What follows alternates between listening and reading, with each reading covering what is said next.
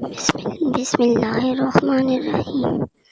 ایک شخص نے اپنے 2 بیٹوں کا نکاح دوسرے شخص کی 2 بیٹیوں سے کیا اور دوسرے روز دعوت ولیمہ میں علماء کو بھی مدعو کیا۔ حضرت امام اعظم رضی اللہ تعالیٰ عنہ بھی تشریف لے گئے۔ ان بیٹیوں کا باپ بڑی پریشانی کے عالم میں مکان سے باہر نکلا اور عرض کرنے لگا، ہم لوگ بڑی مصیبت میں پڑ گئے۔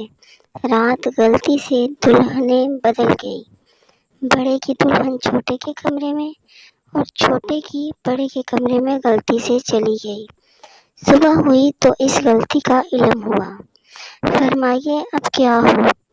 حضرت سفیان نے کہا، کوئی مذائقہ نہیں، یہ وطی بالشبہ ہے، دونوں بھائیوں پر صحبت کی وجہ سے مہر واجب ہو گیا ہے اور آج دونوں بہنیں اپنے اپنے شوہروں کے پاس چلی جائیں۔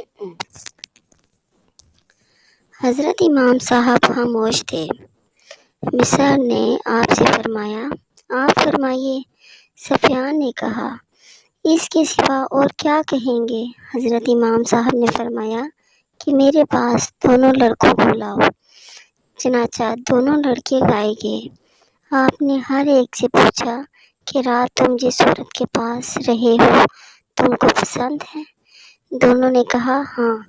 آپ نے فرمایا، تم دونوں اپنی اپنی بیویوں کو طلاق دے دو اور جس کے پاس جو عورت سوئی ہے وہ اسی کے ساتھ شادی کر لے۔